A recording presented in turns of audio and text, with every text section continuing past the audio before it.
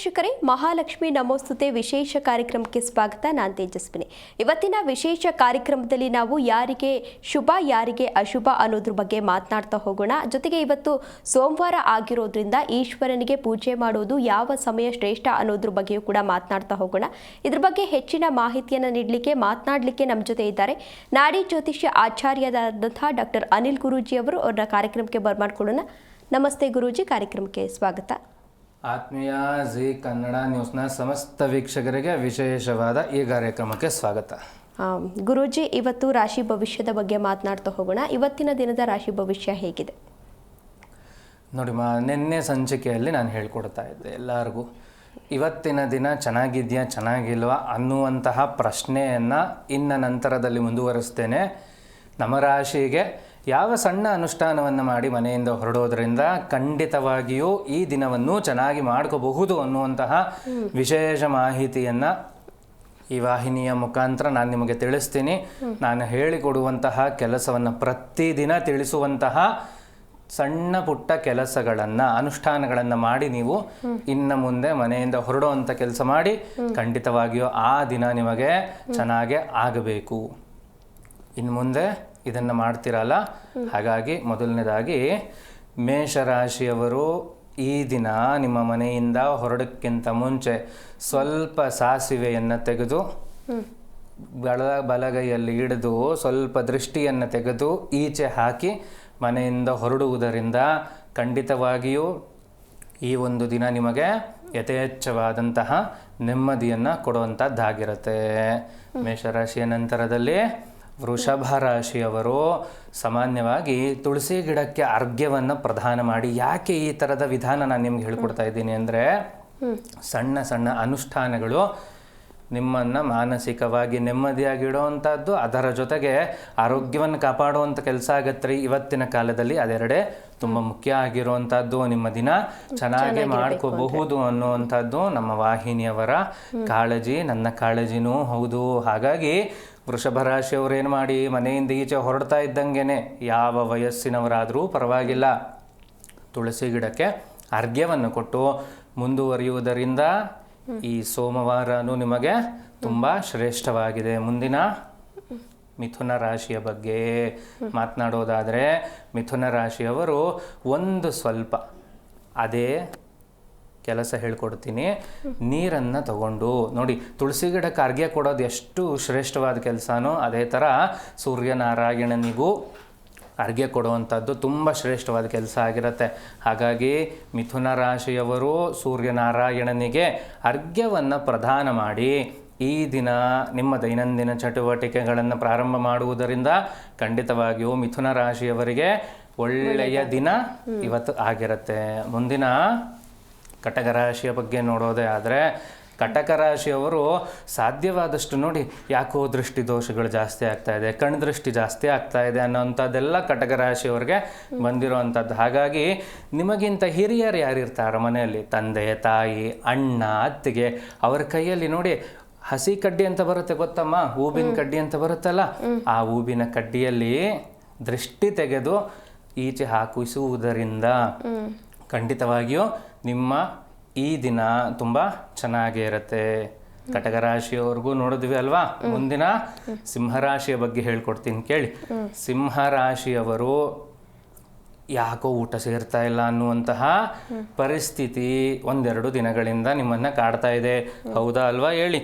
ಸಿಂಹರಾಶಿಯವರು ಸಾಧ್ಯ ಆದಷ್ಟು ಒಂದು ಸ್ವಲ್ಪ ಅಕ್ಕಿಯನ್ನು ನಿಮ್ಮ ಮನೆ ಟೆರೆಸ್ ಮೇಲೋ ಅಥವಾ ಟೆರೆಸ್ ಇಲ್ಲದೆ ಇದ್ದರೆ ಶೀಟ್ ಮೇಲೋ ಅದನ್ನು ಹಾಕಿ ನಂತರದಲ್ಲಿ ನಿಮ್ಮ ಕೆಲಸಕ್ಕೆ ಹೋಗುವುದರಿಂದ ಯಥೇಚ್ಛವಾದಂತಹ ಒಳ್ಳೆಯ ದಿನ ನಿಮ್ಮದಾಗಿರುತ್ತೆ. ಕಾರ್ಯಕ್ರಮದ ಪ್ರಾರಂಭದಲ್ಲೇ ನಾನು ಹೇಳ್ತಾ ಇದ್ದೆ, ಇವತ್ತು ನಮ್ಮ ರಾಶಿಗೆ ಚೆನ್ನಾಗಿದೆಯಾ ಚೆನ್ನಾಗಿಲ್ವಾ ಅನ್ನುವಂತಹ ದ್ವಂದ್ವ ಇಟ್ಕೊಂಡು ಈಚೆ ಹೋಗುವಂಥದ್ದು ಬೇಡ. ನಾನು ಹೇಳುವಂತಹ ಸರಳ ಪರಿಹಾರಗಳನ್ನು ಮಾಡಿ ನಂತರದಲ್ಲಿ ನೀವು ನಿಮ್ಮ ಮನೆಯಿಂದ ಹೊರಟಿದ್ದೇ ಆದರೆ ಖಂಡಿತವಾಗಿಯೂ ನಿಮ್ಮ ದಿನ ಚೆನ್ನಾಗಿ ಮಾಡ್ಕೋಬೋದು.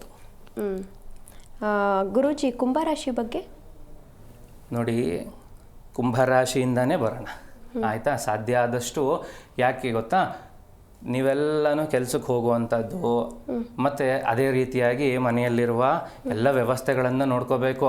ಸಿಂಹರಾಶಿ ಆಯಿತು, ನೇರವಾಗಿ ಕುಂಭರಾಶಿಯ ಬಗ್ಗೆ ಮಾತನಾಡೋಣ. ಉಳಿದ ರಾಶಿಗಳ ಬಗ್ಗೆ ನಾನು ತಿಳಿಸ್ಕೊಡ್ತಾ ಹೋಗ್ತೀನಿ.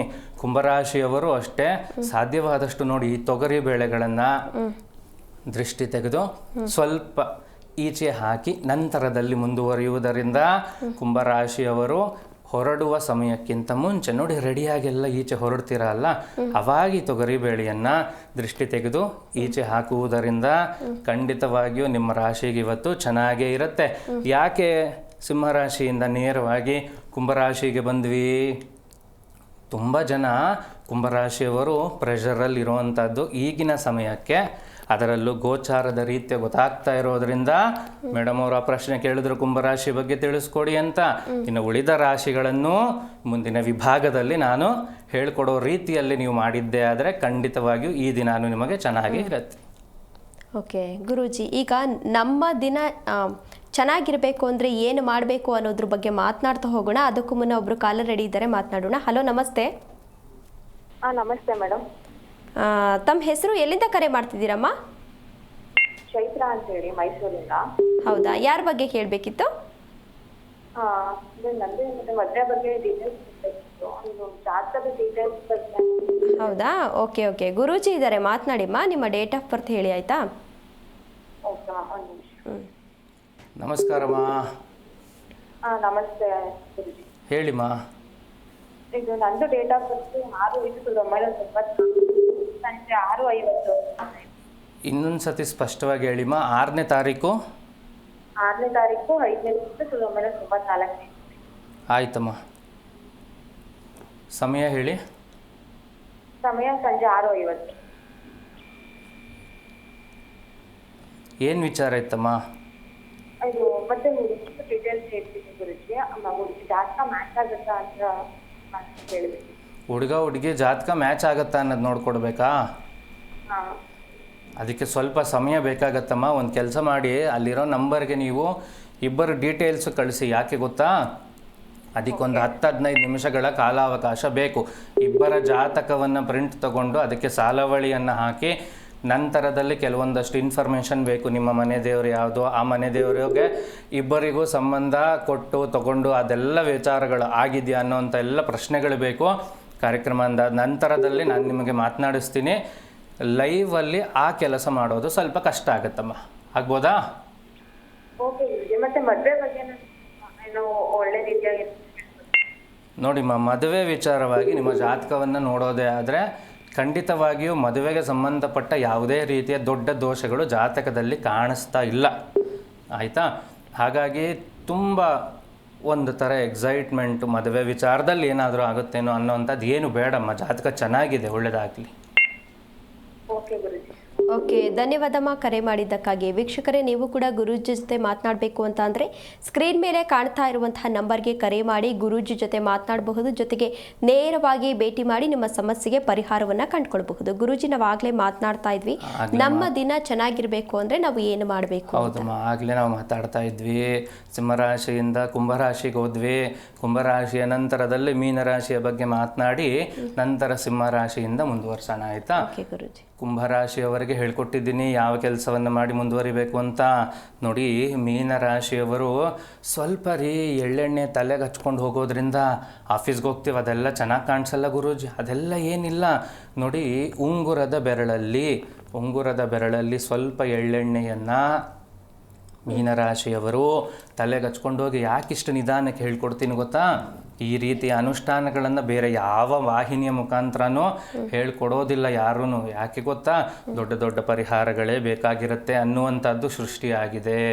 ಸಾಧ್ಯ ಆದಷ್ಟು ಈ ವಾಹಿನಿಯ ಮುಖಾಂತರ ನಾನು ನಿಮಗೆ ದಿನಂಪ್ರತಿ ಸಣ್ಣ ಸಣ್ಣ ಕೆಲಸದಿಂದ ನಮ್ಮ ದಿನವನ್ನು ಹೇಗೆ ಚೆನ್ನಾಗಿ ಮಾಡ್ಕೋಬಹುದು ಅನ್ನುವಂಥದ್ದನ್ನು ಹೇಳ್ಕೊಡ್ತೀನಿ. ನೋಡಿ ಮೀನರಾಶಿಯವರು, ನಾನು ಹೇಳಿರುವಂತಹ ಈ ಒಂದು ತಂತ್ರವನ್ನು ಮಾಡಿದ ನಂತರದಲ್ಲಿ ನಿಮ್ಮ ದೈನಂದಿನ ಚಟುವಟಿಕೆ ನೆಮ್ಮದಿಯುತವಾಗಿ ಸಾಗತ್ರಿ. ನನ್ನ ಮಾತು ಕೇಳಿ, ನಿಮಗೆ ಒಳ್ಳೆಯದೇ ಆಗತ್ತೆ. ಸಿಂಹರಾಶಿಯ ನಂತರದಲ್ಲಿ ಕನ್ಯಾ ರಾಶಿ ಬರುತ್ತಮ್ಮ, ಆಯಿತಾ? ಸಿಂಹರಾಶಿಯ ನಂತರ ಕನ್ಯಾ ರಾಶಿಯವರು ಸಾಧ್ಯವಾದಷ್ಟು ಯಾವುದಾದರೂ ದೇವಸ್ಥಾನಕ್ಕೆ ಭೇಟಿ ನೀಡಿ. ಯಾಕೆ ಗೊತ್ತಾ? ಆ ರಾಶಿಯವರಿಗೆ, ಕನ್ಯಾ ರಾಶಿಯವರಿಗೆ ದೇವರ ಬಲ ಈಗ ಅತ್ಯವಶ್ಯಕವಾಗಿರುವಂಥದ್ದು ಯಾವುದಾದ್ರೂ ದೇವಸ್ಥಾನ ನೋಡಿ, ಸೋಮವಾರ ಈಶ್ವರನ ದೇವಸ್ಥಾನಕ್ಕೆ ಹೋಗಬಹುದು, ಹೋಗಲೇಬೇಕು. ಯಾಕೆ ಗೊತ್ತಾ, ನೆಮ್ಮದಿಯುತವಾದಂತಹ ಜೀವನ ನಮ್ಮದಾಗಬೇಕಂದ್ರೆ ಈಶ್ವರನ ಆಶೀರ್ವಾದ ಸದಾ ಸರ್ವದ ನಮಗಿರಬೇಕು. ಹಾಗಾಗಿ ಕನ್ಯಾ ರಾಶಿಯವರು ನಿಮಗೆ ದಾರಿಯಲ್ಲಿ ಸಿಗುವಂತಹ ಯಾವುದೇ ಶಿವನ ಆಲಯಗಳಲ್ಲಿ, ಶಿವನ ದೇವಾಲಯಗಳಲ್ಲಿ 1 ನಿಮಿಷಗಳ ಕಾಲ ಪ್ರಾರ್ಥನೆಯನ್ನು ಸಲ್ಲಿಸಿ ಮುಂದುವರಿಯುವುದರಿಂದ ಕನ್ಯಾ ರಾಶಿಯವರಿಗೆ ಇವತ್ತು ಚೆನ್ನಾಗೇ ಇದೆ. ಮುಂದಿನ ತುಲಾ ರಾಶಿಯ ಬಗ್ಗೆ ಮಾತನಾಡೋದೇ ಆದರೆ, ಗುರುಜಿ ತುಲಾ ರಾಶಿ ಬಗ್ಗೆ ಮಾತನಾಡೋಕ್ಕೂ ಮುನ್ನ ಒಬ್ರು ಕಾಲ ರೆಡಿ ಇದ್ದಾರೆ, ಮಾತನಾಡ್ತಾ ಹೋಗೋಣ. ಹಲೋ, ನಮಸ್ತೆ. ಹಲೋ, ನಮಸ್ತೆ ಮಾ, ಎಲ್ಲಿಂದ ಕರೆ ಮಾಡಿದ್ದೀರಾ? ನಾವು ಪುತ್ತೂರಿಂದ. ಹೌದಾ, ತಮ್ಮ ಹೆಸರೇನು? ಯಶೋರಮ್ಮ. ಓಕೆ, ಗುರೂಜಿ ಇದ್ದಾರೆ, ಮಾತನಾಡಿ ಅಮ್ಮ. ಹಲೋ, ನಮಸ್ಕಾರಮ್ಮ, ಮಾತಾಡಿಮ್ಮ, ಕೇಳಿಸ್ತಾ ಇದೆ. ನಮ್ಗೆ ಯಾಕೋ ಒಂದು ಸ್ವಲ್ಪ ಆರೋಗ್ಯದಲ್ಲಿ ತುಂಬಾ ತೊಂದರೆ ಇದೆ. ಏನಾಗ್ತಾ ಇದೆಮ್ಮ? ಏನು ಅಂದ್ರೆ ಹಿಂಗೆ ಒಂದ್ ಸ್ವಲ್ಪ ಸಂಸಾರದ್ದು ಜಂಜಾಟ, ಮಕ್ಕಳದು ಎಲ್ಲ ತುಂಬಾನೇ ಮನ್ಸಿಗೆ ಬೇಜಾರು. ಸ್ವಲ್ಪ ಮಾತಾಡಿ, ನಿಮ್ಮ ಸ್ವರ ತರಂಗ ಏನು ಹೇಳುತ್ತೆ ನೋಡೋಣ. ಸ್ವಲ್ಪ ಹೇಳಿ, ಏನು ವಿಚಾರ, ಏನು ಸಮಸ್ಯೆ? ಅದೇ ಮಕ್ಕಳುಗಳು ತಂದೆ ತಾಯಿ ಮೇಲೆ ಮರ್ಯಾದೆನೇ ಇಲ್ಲ, ಆ ಥರ ಆಗ್ತಾರೆ. ನಾವು ಕಷ್ಟ ಬಿದ್ದು ಸಾಕಿದ್ರು ಎಷ್ಟೇ ಮಾಡಿದ್ರು ನೀವೇನ್ ಮಾಡಿದ್ರ ಅನ್ನೋ ರೀತಿಲಿ ಮಾತಾಡ್ತಾರೆ. ನಮ್ಗೆ ಯಾಕೆ ಈ ತರ ಆಗುತ್ತೆ ಅಂತ ಗೊತ್ತಿಲ್ಲ.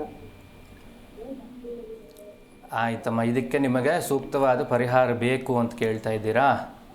ಹೌದು ಗುರುಜಿ. ಅದೆಲ್ಲ ಬಿಟ್ಟು ನೀವು ನೆಮ್ಮದಿಯಾಗಿ ನಿಮ್ಮ ಜೀವನವನ್ನು ಮಾಡೋದೇ ಪರಿಹಾರ ಅಲ್ವೇನಮ್ಮ? ಅದನ್ನು ಬದಲಾವಣೆ ಮಾಡ್ಬೋದು ಅಂತ ಅನ್ನಿಸ್ತಾ ಇದೆಯಾ ನಿಮಗೆ? ನಮ್ಗೇನು ಅವರು ಏನು ಮಾಡೋದ್ಬೇಡಿ, ನಾವೇ ಮಾಡ್ಕೊಟ್ಟಿದೀವಿ, ಎಲ್ಲ ಚೆನ್ನಾಗಿ. ಹೌದಮ್ಮ, ನೋಡಿ, ನಿಮ್ಮ ಸ್ವರ ತರಂಗದಲ್ಲಿ ನಿಮಗೆ ಯಥೇಚ್ಛವಾದ ಶಕ್ತಿ ಇದೆ. ನೀವೇ ಇನ್ನು ಅವ್ರನ್ನ ಸಾಕುವಷ್ಟು ಶಕ್ತಿಯುತವಾಗಿದ್ದೀರಿ ಅನ್ನೋದು ಹೇಳುತ್ತೆ. ಆಯಿತಾ? ನಿಮ್ಮ ಮನಸ್ಸಿಗೆ ನೋವಾಗ್ತಾ ಇರೋದೇನು, ಅವರು ನಮಗೆ ಮರ್ಯಾದೆಯನ್ನು ಕೊಡ್ತಾ ಇಲ್ಲ ಅನ್ನೋಂಥದ್ದು ಅಷ್ಟೇ ನಿಮ್ಮ ಚಿಂತನೆ. ಹೌದು ಅಲ್ವಾ? ಯಾಕೆಂದ್ರೆ ಮಧ್ಯದವ್ರ ಮಾತು ಕೇಳ್ತಾರೆ, ತಂದೆ ತಾಯಿ ಮಾತುಗಳ ಮೇಲೆ ಬೆಲೆನೇ ಇಲ್ಲ. ಸ್ವಲ್ಪ ಸಂಬಂಧದಲ್ಲಿ ಹೊಟ್ಟೆ ಕಿಚ್ಚು, ವೈರತ್ವ ಇದೆಲ್ಲ ಇದೆ. ಆದ್ರೆ ಅಪ್ಪ ಅಮ್ಮ ಏನ್ ಮಾಡಿದ್ದಾರೆ ಅನ್ನೋದು ಯೋಚನೆ ಮಾಡ್ಬೇಕಲ್ವಾ ಅವರು? ಖಂಡಿತವಾಗ್ಲೂ ಯೋಚನೆ ಮಾಡಬೇಕು.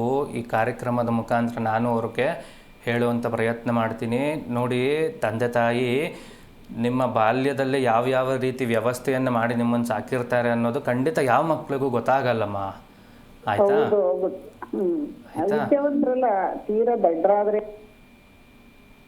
ಹೌದಮ್ಮ, ತೀರಾ ದಡ್ಡರಾದ್ರೆ ಏನು ಹೇಳ್ಕೊಡ್ಬೋದು, ಅತಿ ಬುದ್ಧಿವಂತರಿಗೆ ಏನು ಹೇಳಕ್ ಆಗೋದಿಲ್ಲ ಅನ್ನುವಂಥದ್ದು ನಿಮ್ಮ ಮಾತು. ಒಂದು ವಿಚಾರ ಹೇಳ, ಆದಷ್ಟು ನಿಮ್ಮ ಆರೋಗ್ಯವನ್ನು ನೋಡಿಕೊಂಡು ನೀವು ಯಾವ ರೀತಿಯಾಗಿ ನೆಮ್ಮದಿಯಾಗಿ ಇರ್ಬೋದು ಅನ್ನೋದನ್ನ ನೋಡಿಮ್ಮ. ಇದೆಲ್ಲ ವಿಚಾರ ಸರಿ ಮಾಡ್ತೀನಿ ಅನ್ನುವಂಥದ್ದು ಕಷ್ಟ ಸಾಧ್ಯ. ಯಾಕೆಂದರೆ ಅವ್ರಿಗೆ ಈಗಾಗಲೇ ಅವ್ರದ್ದೇ ಆದಂಥ ರೆಕ್ಕೆ ಪುಕ್ಕ ಎಲ್ಲ ಬಂದಿರುತ್ತೆ, ಹಾರಾಡ್ತಾ ಇರ್ತಾರೆ. ಆದಷ್ಟು ಎಲ್ಲ ಚಿಂತೆಯನ್ನು ಮರೆತು ನೀವು ನೆಮ್ಮದಿಯಾಗಿರೋದಕ್ಕೆ ಏನು ಬೇಕೋ ಅದು ಮಾಡ್ಕೊಳ್ಳಿ. ಸಾಧ್ಯ ಆದಷ್ಟು ಯಾವುದಾದರೂ ಹನುಮಂತನ ದೇವಾಲಯಗಳಿಗೆ ಭೇಟಿ ನೀಡಿ, ಈಗ ಏನೇನು ಹೇಳಿದ್ರಲ್ಲಮ್ಮ ಅದೆಲ್ಲ ಒಂದು ಸತಿ ಆಂಜನೇಯನ ಮುಂದೆ ಪ್ರಾರ್ಥನೆ ಮಾಡ್ಕೊಳ್ಳಿ. ನನಗೆ ಈ ರೀತಿಯ ವಯಸ್ಸಿನಲ್ಲಿ, ಇಷ್ಟು ವಯಸ್ಸಿನಲ್ಲಿ ಈಗೆಲ್ಲ ಆಗ್ತಾ ಇದೆ ಆಂಜನೇಯ, ನೀನೇ ಅದನ್ನು ನಿವಾರಣೆ ಮಾಡುವಂಥ ಹನುಮದೇವರನ್ನು ಪ್ರಾರ್ಥನೆ ಮಾಡಿ. ಈ ರೀತಿ ಎಲ್ಲ ವಿಚಾರಗಳಿಗೂ ನೋಡಿ, ರಾಮದೇವರಿಗೇನೆ ಸಂಕಷ್ಟವನ್ನು ತಪ್ಪಿಸಿದ ಆಂಜನೇಯ ನಮಗೆ ತಪ್ಪಿಸಲ್ವೇನಮ್ಮ? ಆಂಜನೇಯನನ್ನು ಪ್ರಾರ್ಥನೆ ಮಾಡಿ ತಪ್ಪಿಸ್ತಾನೆ. ಚಿಕ್ಕ ಮಕ್ಕಳಿಗೆ ಒಂದು ಮಗು ಬೇಕು ಗುರುಜಿ, ಏನ್ ಮಾಡಿದ್ರು ಪ್ರಯತ್ನ ಪಟ್ಟು ಆಗ್ತಾ ಇಲ್ಲ. ನೋಡಿ, ಅವ್ರ ಕೈಲಿ ಸಾಧ್ಯ ಆದ್ರೆ ಒಂದ್ಸತಿ ಫೋನ್ ಮಾಡಿಸಿಮ್ಮ. ಅವರ ಸ್ವರ ತರಂಗ ಏನು ಹೇಳುತ್ತೆ, ಎಲ್ಲಿ ಅವರಿಗೆ ಸಮಸ್ಯೆ ಆಗ್ತಾ ಇದೆ ಅನ್ನೋಂಥದ್ದನ್ನ ನೋಡೋಣಮ್ಮ. ಒಳ್ಳೆದಾಗಲಿ. ಅಲ್ಲಿಂದಲೇ ಗುರು. ಓಕೆ, ಧನ್ಯವಾದಮ್ಮ ಕರೆ ಮಾಡಿದ್ದಕ್ಕಾಗಿ. ವೀಕ್ಷಕರೇ, ನೀವು ಕೂಡ ಗುರೂಜಿ ಜೊತೆ ಮಾತನಾಡಬೇಕು ಅಂತ ಅಂದರೆ ಸ್ಕ್ರೀನ್ ಮೇಲೆ ಕಾಣ್ತಾ ಇರುವಂಥ ನಂಬರ್ಗೆ ಕರೆ ಮಾಡಿ, ಜೊತೆಗೆ ಗುರೂಜಿಯನ್ನು ನೇರವಾಗಿ ಭೇಟಿ ಮಾಡಿ ನಿಮ್ಮ ಸಮಸ್ಯೆಗೆ ಪರಿಹಾರವನ್ನು ಕಂಡುಕೊಳ್ಬಹುದು. ಗುರೂಜಿ, ನಾವು ತುಲಾರಾಶಿ ಬಗ್ಗೆ ಮಾತನಾಡ್ತಾ ಇದ್ವಿ, ತುಲಾರಾಶಿ ಬಗ್ಗೆ ತಿಳಿಸ್ಕೊಡ್ಬೋದಾ? ನೋಡಿ, ಈ ರೀತಿಯಾದ ಪ್ರಶ್ನೆಗಳು ಕೇಳಿಸ್ಕೊಂಡಾಗ ಎಲ್ಲೋ ಒಂದು ಕಡೆ ಬೇಜಾರಾಗುತ್ತೆ. ಯಾಕೆ ತಂದೆ ತಾಯಿಗಳ ಕರ್ತವ್ಯವನ್ನು ಮಕ್ಕಳು ಜ್ಞಾಪಕ ಮಾಡ್ಕೊಳ್ಳೋದಿಲ್ಲ ಅನ್ನುವಂಥದ್ದೆಲ್ಲ ಯೋಚನೆ ಬರುತ್ತಮ್ಮ. ಅವರಿಗೆ ಅಷ್ಟು ವಯಸ್ಸಾಗಿದೆ, ಅಷ್ಟು ವಯಸ್ಸಿದ್ದಾಗ ಅವರ ಮನಸ್ಸಿಗೆ ಘಾಸಿ ಆಗುವಂಥದ್ದು, ಅವ್ರು ಇನ್ನೇನು ನಿಮ್ಮನ್ನ ಆಸ್ತಿ ಕೇಳ್ತಾ ಇಲ್ಲ, ಅಂತಸ್ತು ಕೇಳ್ತಾ ಇಲ್ಲ ಅಲ್ವಾ. ಆದರೆ ರೆಸ್ಪೆಕ್ಟ್ ಕೊಡಿ ಅಂತ ಅಷ್ಟೇ ಕೇಳ್ತಾ ಇರೋದು, ಗೌರವಯುತವಾಗಿ ನಡೆಸ್ಕೊಳ್ಳಿ. ಇದು ಅವ್ರ ಮನೆಯದು ಅಷ್ಟೇ ಅಲ್ಲಮ್ಮ, ಎಲ್ಲರ ಮನೆಯಲ್ಲೂ ಈ ಥರದ ಸಮಸ್ಯೆಗಳು ಕೆಲವೊಂದು ಬಾರಿ ಬಂದೇ ಬರುತ್ತೆ. ಆದರೆ ಆ ಸಮಸ್ಯೆಯನ್ನು ಬರದೇ ಇದ್ದಂಗೆ ನೋಡ್ಕೊಳ್ಳೋ ಅಂಥದ್ದು ಪ್ರತಿ ಮನೆಯಲ್ಲಿರುವಂತಹ ಮಕ್ಕಳ ತುಂಬ ದೊಡ್ಡ ಕರ್ತವ್ಯ ಆಗಿರುತ್ತೆ. ಆ ಕರ್ತವ್ಯ ಜವಾಬ್ದಾರಿಯನ್ನು ವಂಚನೆ ಮಾಡಬಾರ್ದು ಅನ್ನೋದಷ್ಟೇ ಈ ವಾಹಿನಿಯ ಮುಖಾಂತರ ನಾನು ನಿಮಗೆ ಹೇಳ್ಕೊಡುವಂಥದ್ದು. ಮುಂದಿನ ತುಲಾರಾಶಿಯ ಬಗ್ಗೆ ನೋಡೋದೇ ಆದರೆ ನೋಡಿ, ತುಲಾರಾಶಿಯ ಈಗಿನ ಸಂಯೋಗಗಳು ನಿಮ್ಮನ್ನು ಯಥೇಚ್ಛವಾಗಿ 2-3 ಕೆಲಸದಲ್ಲಿ ತೊಡಗಿಸಿಕೊಳ್ಳುವಂತಹ ಸಂದರ್ಭ ನಿಮಗೆ ಬಂದ್ಬಿಡುತ್ತೆ. ಹಾಗಾಗಿ ಎಷ್ಟು ಸಣ್ಣ ಪರಿಹಾರ ಹೇಳ್ಕೊಡ್ತೀನಿ ನೋಡಿ. ನಿಂಬೆಹಣ್ಣು ಜ್ಯೂಸು ಅದನ್ನು ಕುಡ್ಕೊಂಡು ಹೋಗೋದ್ರಿಂದ ಏನಾಗುತ್ತೆ ಗುರೂಜಿ, ನಿಂಬೆಹಣ್ಣು ಜ್ಯೂಸ್ ಕುಡಿದ್ರೆ ಶಕ್ತಿ ಬರುತ್ತೆ ಅಷ್ಟೇ ಅಂತಾರೆ ಅಲ್ವಮ್ಮ. ಆದರೆ ಕಡಿಮೆ ಆಗುತ್ತಷ್ಟೇ, ಸುಸ್ತು ಕಡಿಮೆ ಆಗುತ್ತೆ, ಶಕ್ತಿ ಬರುತ್ತೆ ಅಂತಾರೆ. ಆದರೆ ಯಾವಾಗ ಆ ಹುಳಿ ಅನ್ನುವಂತಹ ತತ್ವ ನಿಮ್ಮ ಮೈಯೊಳಗೆ ಹೋಗುತ್ತೆ, ಎಷ್ಟು ಕೆಲಸ ಮಾಡಿದ್ರು ದೃಷ್ಟಿ ಆಗೋದಿಲ್ಲ ರೀ. ಅದಕ್ಕೆ ನೋಡಿ ದೊಡ್ಡ ದೊಡ್ಡ ಕಾರ್ಯಕ್ರಮಗಳಲ್ಲಿ ನಿಂಬೆಹಣ್ಣು ಜ್ಯೂಸ್ ಕೊಡ್ತಾರೆ. ಯಾವುದಾದ್ರೂ ಮಠಕ್ಕೆ ಹೋದಾಗ ನಿಮ್ಗೆ ಒಳ್ಳೆಯ ನಿಂಬೆಹಣ್ಣು ಜ್ಯೂಸೇ ಪಾನ್ಕನೇ ಕೊಡೋದು. ಅದು ಬಿಟ್ಟು ರೋಸ್ ವಾಟರ್ ಅಂತೆ, ಗುಲಾಬಿ ಕಲರಲ್ಲಿರೋ ನೀರಂತೆ ಯಾರಾದರೂ ಕೊಡ್ತಾರಮ್ಮ ಮಠ ಮಾನ್ಯಗಳಲ್ಲಿ? ಇಲ್ಲ. ಯಾಕೆ? ಅವ್ರಿಗೆ ಗೊತ್ತು ನಿಂಬೆಹಣ್ಣು ಉಪಯೋಗಿಸಿದರೆ ಅಲ್ಲಿ ಬರುವಂಥವರಿಗೂ ದೃಷ್ಟಿ ಆಗೋದಿಲ್ಲ, ಅವರಿಂದ ಆ ಜಾಗಕ್ಕೂ ದೃಷ್ಟಿ ಆಗೋದಿಲ್ಲ ಅನ್ನುವಂಥದ್ದು. ಈ ಪದ್ಧತಿಯನ್ನು ಇವತ್ತು ನೀವು ಮಾಡಿ. ಯಾರು? ತುಲಾರಾಶಿಯವರು ಈ ಎಲ್ಲ ಕೆಲಸಗಳನ್ನು, ದೈನಂದಿನ ಚಟುವಟಿಕೆಗಳನ್ನು ಮಾಡಿ ನಿಂಬೆಹಣ್ಣು ಜ್ಯೂಸ್ ಮನೇಲಿ ಮಾಡ್ಕೊಂಡು ಕುಡ್ಕೊಂಡು ಹೋಗಿ, ಖಂಡಿತವಾಗಿಯೂ ನಿಮಗೆ ಇವತ್ತು ಚೆನ್ನಾಗೇ ಆಗುತ್ತೆ. ಮುಂದಿನ ವೃಶ್ಚಿಕ ರಾಶಿಯ ಬಗ್ಗೆ ಮಾತನಾಡೋದೇ ಆದರೆ ಅಲ್ವಮ್ಮ. ವೃಶ್ಚಿಕ ರಾಶಿಯವರ ಬಗ್ಗೆ ಮಾತನಾಡೋಕ್ಕೂ ಮುನ್ನ ಪರ್ಮಿಳಾ ಅಂತ ಕಾಲರ್ ರೆಡಿ ಇದ್ದಾರೆ, ಮಾತನಾಡೋಣ. ಹಲೋ, ನಮಸ್ತೆ. ಹಲೋ, ಎಲ್ಲಿಂದ ಕರೆ ಮಾಡಿದ್ದೀರಾ ಪರ್ಮಿಳಾ ಅವರೇ? ಮೈಸೂರಿಂದ ಮೇಡಮ್. ಹೌದಾ, ಯಾರ ಬಗ್ಗೆ ಕೇಳಬೇಕಿತ್ತು? ನಮ್ಮ ಮಗಳ ಬಗ್ಗೆ ಕೇಳಬೇಕಿತ್ತು ಮೇಡಮ್. ಹೌದಾ, ಗುರೂಜಿ ಇದ್ದಾರೆ, ಮಾತನಾಡಿ. ನಮಸ್ಕಾರಮ್ಮ. ನಮಸ್ಕಾರ ಗುರುಗಳೇ. ಹೇಳಿಮ್ಮ, ಯಾಕೆ ನಿಮ್ಮ ಸ್ವರದಲ್ಲಿ ಒಂದು ಶಕ್ತಿನೇ ಇಲ್ವಲ್ಲ, ಜೋರಾಗಿ ಮಾತಾಡ್ತಾ ಇಲ್ಲ? ಹಂಗೆ ಆಗಲ್ಲ ಗುರುಗಳೇ, ಏನ್ ಮಾಡ್ತೀರಾ, ನಮ್ಮ ಪರಿಸ್ಥಿತಿನಿಂದ ಆಗ್ಬಿಟ್ಟದಲ್ಲ. ನಮ್ಮ ಮಗಳ ಬಗ್ಗೆ ಕೇಳಬೇಕಿತ್ತು ಗುರುಗಳೇ. ಹೇಳಿಮ್ಮ, ಸಮಾಧಾನ ಮಾಡ್ಕೊಳ್ಳಿ. ಸಾಧ್ಯ ಆದಷ್ಟು ನಿಮ್ಮ ಸಮಸ್ಯೆಗೆ ಪರಿಹಾರ ನಾನು ತಿಳಿಸ್ಕೊಡ್ತೀನಮ್ಮ. ಏನು ವಿಚಾರ ಅವ್ರದ್ದು? ಮದ್ವೆ ಆಗಿಲ್ಲ ಗುರುಗಳೇ, ಅವ್ರಿಗೆ 25 ವರ್ಷ ದಾಟಕ್ ಬಂದೈತೆ ಗುರುಗಳೇ. 2000 ಹುಡುಗಿರೋದು. Date time ಕೊಡಿಮ್ಮ. 2015 ಜನವರಿ 15ನೇ ತಾರೀಕು ಹುಟ್ಟಿರೋದು. ಜನವರಿ 15, 2000. 15ನೇ ತಾರೀಕು 1ನೇ ತಿಂಗಳು 2000 ಇಸ್ವಿ ಅಲ್ವಮ್ಮ? 2000ನೇ ಇಸ್ವಿ ಹುಟ್ಟಿರೋದು. 2015ನೇ ತಾರೀಕಲ್ಲಿ ಅವತ್ತು ಸಂಕ್ರಾಂತಿ ಹಬ್ಬ ಗುರುಗಳೇ ಹುಟ್ಟಿರೋದು. ಆಯ್ತಮ್ಮ, ಜನವರಿ ತಾರೀಕು ಸಂಕ್ರಾಂತಿ ಹಬ್ಬದ ದಿನ 2000 ಇಸ್ವಿ, ಕರೆಕ್ಟ್ ಅಲ್ವಾ? ಶನಿವಾರ ಗುರುಗಳೇ. ಅವತ್ತು ಯಾವ ವಾರ ಇತ್ತಮ್ಮ? ಶನಿವಾರ ಇತ್ತು ಗುರುಗಳೇ. ಕರೆಕ್ಟ್ ಆಗಿದೆ, ಶನಿವಾರ. ಸಮಯ ಗೊತ್ತಿದ್ಯಮ್ಮ? ಸಮಯ 6:30 ಗುರುಗಳೇ. ಬೆಳಗ್ಗೆ ಅಲ್ವಾ? ಬೆಳಗ್ಗೆ 5 ಗಂಟೆಯಿಂದ ಸಾಯಂಕಾಲ 6:30. ಬೆಳಗ್ಗೆ ಅಲ್ವಮ್ಮ? 5:30ರಿಂದ 6 ಗಂಟೆ ಒಳಗೆ ಗುರುಗಳೇ. ಆಗ್ಲಿಮ್ಮ. ಯಾಕೆ ಇಷ್ಟೆಲ್ಲ ಕೇಳ್ತಾ ಇದ್ದೀನಿ ಅಂದರೆ ನೋಡಿ, ಇವರ ಜಾತಕದಲ್ಲಿ ಬುಧನ ಸಂಯೋಗ ಚೆನ್ನಾಗೇ ಇದೆ, ಆಯ್ತಾ? ಸ್ವಲ್ಪ ನೀವು ಒಪ್ಪಿಸ್ಬೇಕು ಇವ್ರಿಗೆ ಮದುವೆ ವಿಚಾರದಲ್ಲಿ. ಎಲ್ಲವೂ ಚೆನ್ನಾಗಿರೋವಂಥದ್ದೇ, ಪರ್ಫೆಕ್ಟಾಗಿರೋವಂಥದ್ದೇ ಬರಬೇಕು ಅಂದರೆ ಸಾಧ್ಯ ಇದೆಯಾ? ಕೇಳಿಸ್ತಾ ಇದೆಯಮ್ಮ? ಅವಳೇ ಕೊಡ್ತೀನಿ ಮಾತಾಡಿ ಗುರುಗಳೇ. ಮಾತಾಡೋ ವಾಯಸ್ ಕೇಳ್ಕತ್ತ. ಇರ್ಲಿ ಬಿಡಿಮ್ಮ, ಇರ್ಲಿ ಕೇಳಿಸ್ಕೊಳ್ಳಿ. ಹಲೋ, ಹೇಳಿ ಗುರುಗಳೇ.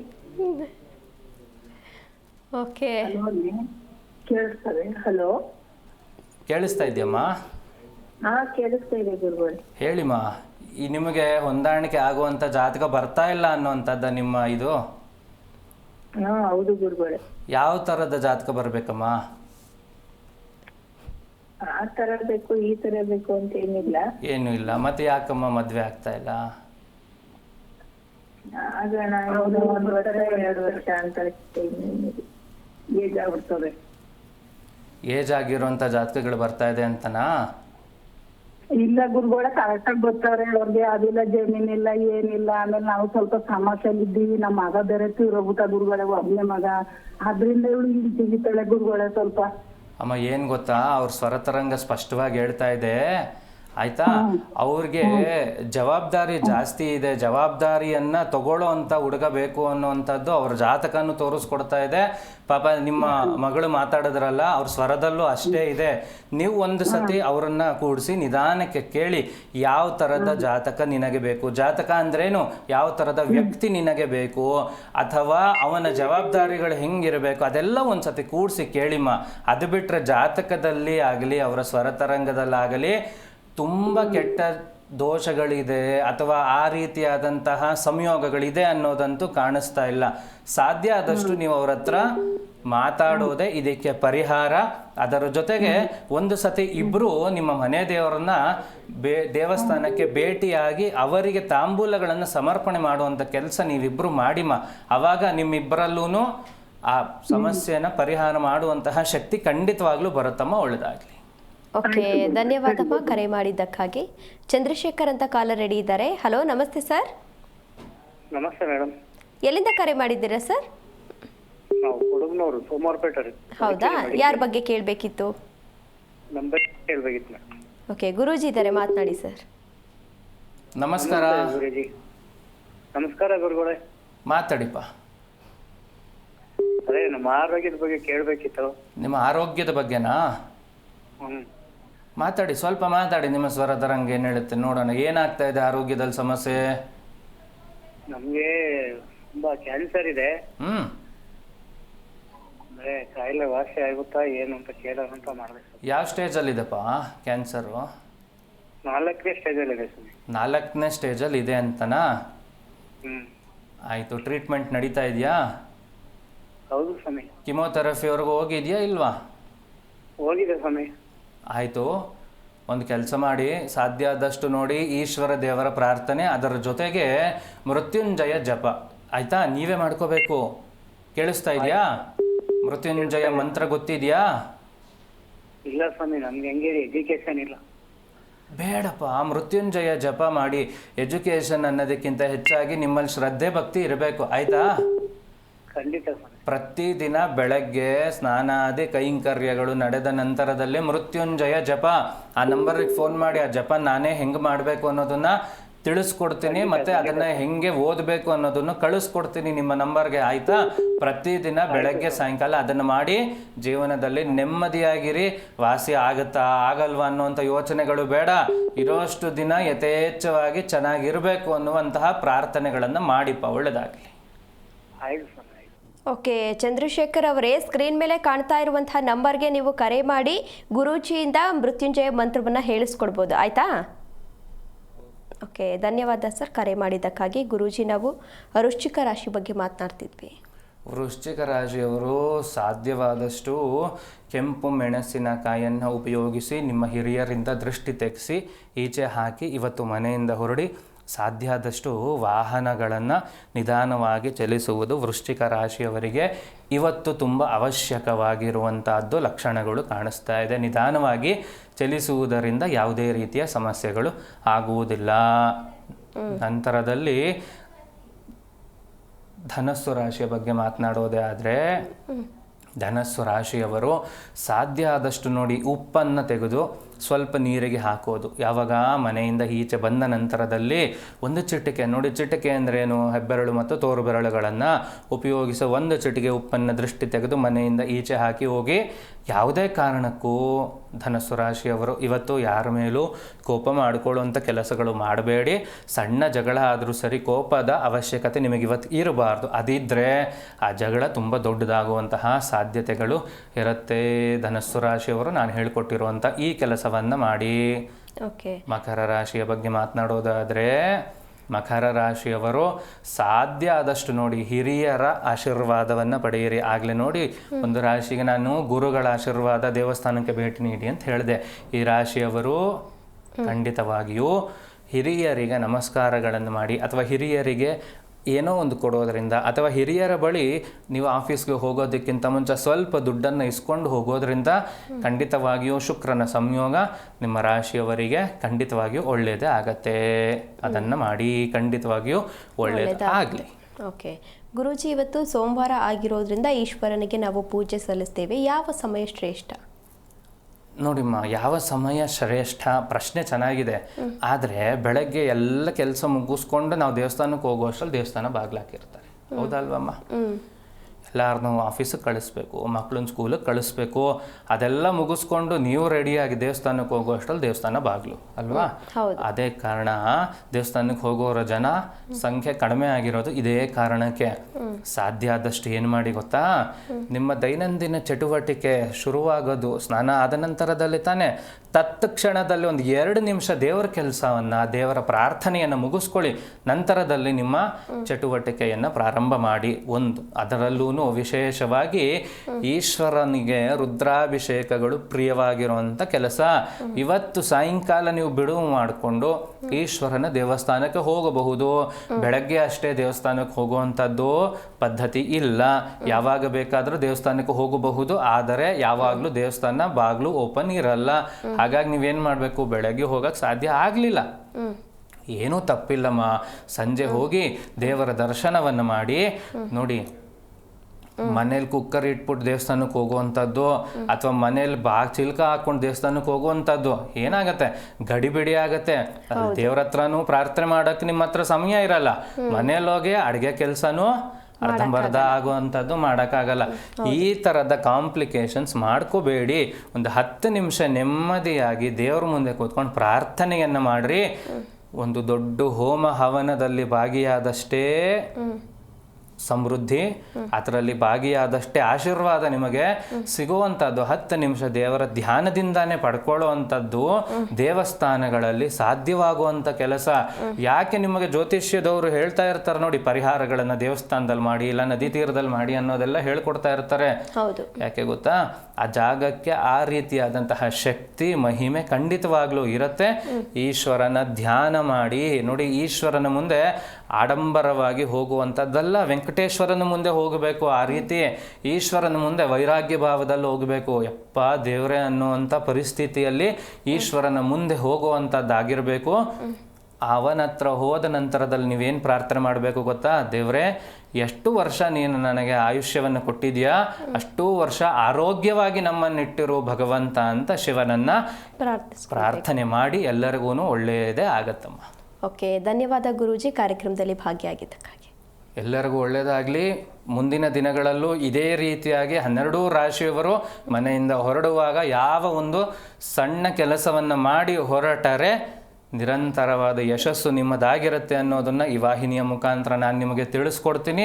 ಆ ಕೆಲಸವನ್ನು ಮಾಡಿ ಹೊರಡಿ, ನಿಮ್ಮ ಜೀವನ ಚೆನ್ನಾಗಿ ಇರಲಿ, ಎಲ್ಲರಿಗೂ ಒಳ್ಳೆಯದಾಗಲಿ. ಓಕೆ, ಚಂದ್ರಶೇಖರ್ ಅವರೇ, ನೀವೇನಾದರೂ ಈ ಕಾರ್ಯಕ್ರಮವನ್ನು ನೋಡ್ತಾ ಇದ್ದರೆ ಸ್ಕ್ರೀನ್ ಮೇಲೆ ಕಾಣ್ತಾ ಇರುವಂಥ ನಂಬರ್ಗೆ ಕರೆ ಮಾಡಿ ಮೃತ್ಯುಂಜಯ ಮಂತ್ರವನ್ನು ಗುರೂಜಿಯಿಂದ ನೀವು ಹೇಳಿಸ್ಕೊಳ್ಬಹುದು. ಇದಾಗಿತ್ತು ಈ ಹೊತ್ತಿನ ವಿಶೇಷ ಕಾರ್ಯಕ್ರಮ. ಇನ್ನು ಹೆಚ್ಚಿನ ವಿಶೇಷ ಕಾರ್ಯಕ್ರಮಗಳಿಗಾಗಿ ನೋಡ್ತಾ ಇರಿ ಜೈ ಕನ್ನಡ ನ್ಯೂಸ್, ಸತ್ಯವೇ ಸುದ್ದಿಯ ಜೀವಾಳ. ಹೆಚ್ಚಿನ ಮಾಹಿತಿಗಾಗಿ ಸಂಪರ್ಕಿಸಿ ಡಾಕ್ಟರ್ ಅನಿಲ್ ಗುರೂಜಿ, ಆನಂದ ಸೇವಾ ಸದನ ಟ್ರಸ್ಟ್, ವೃದ್ಧಾಶ್ರಮ ಮತ್ತು ಪುನರ್ವಸತಿ ಕೇಂದ್ರ, ಜವರೇಗೌಡ ನಗರ, ರಾಜರಾಜೇಶ್ವರಿ ನಗರ, ಬೆಂಗಳೂರು 560098. ದೂರವಾಣಿ ಸಂಖ್ಯೆ 9663590911.